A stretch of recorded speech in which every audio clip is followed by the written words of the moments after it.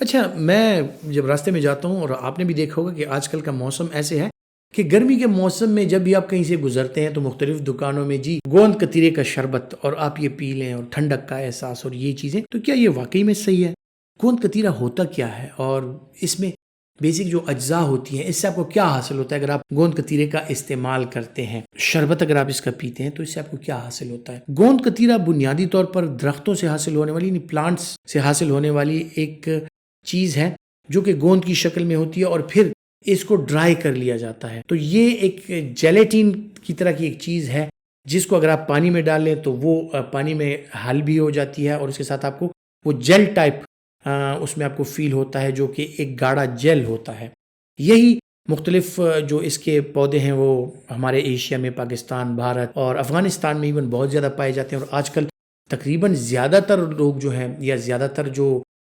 حکیم ہوتے ہیں یا جو ایون گھروں پر اس کا استعمال زیادہ ہوتا ہے کہ جی آپ جوڑوں کے لیے گوند کتیرے کا استعمال کریں، آپ کو جی پیاس زیادہ لگتی ہے، آپ کا منہ خشک ہوتا ہے، آپ گوند کتیرے کا استعمال کریں. تو گوند کتیرے میں یہ ہے کہ جیلیٹین اس میں بہت زیادہ پایا جاتا ہے اور اس میں اسینشل نیوٹرینٹس بہت ہیں، منرلز ہیں اس میں، وائٹامنز ہیں اس میں.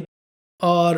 اس کا استعمال خصوصاً وہ لوگ جن میں جوڑوں کے مسائل ہوتے ہیں، جیلیٹین جن میں کم ہوتا ہے، سینوویل فلوئڈز کم ہو جاتا ہے، آسٹیو آرتھرائٹس جن میں ہوتا ہے، تو اس کو اگر مختلف چیزوں میں شربت وغیرہ میں آپ ملا کے اگر اس کا استعمال کریں، یا بہت سے لوگ جو ہیں تو اس کی تھوڑی سی مقدار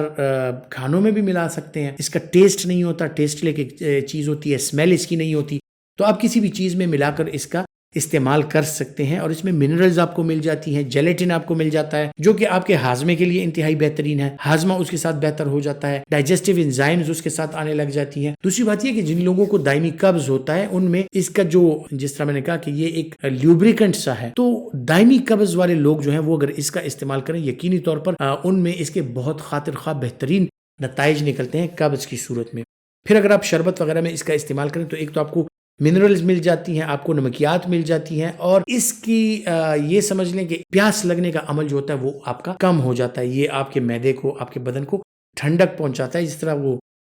اس کے بارے میں کہا بھی یہی جاتا ہے کہ اگر آپ اس کا استعمال کریں تو آپ کو ٹھنڈک کا احساس ہوتا ہے. آپ کے بدن کی جو گرمی ہوتی ہے، خصوصاً وہ لوگ جو گرمی کے موسم میں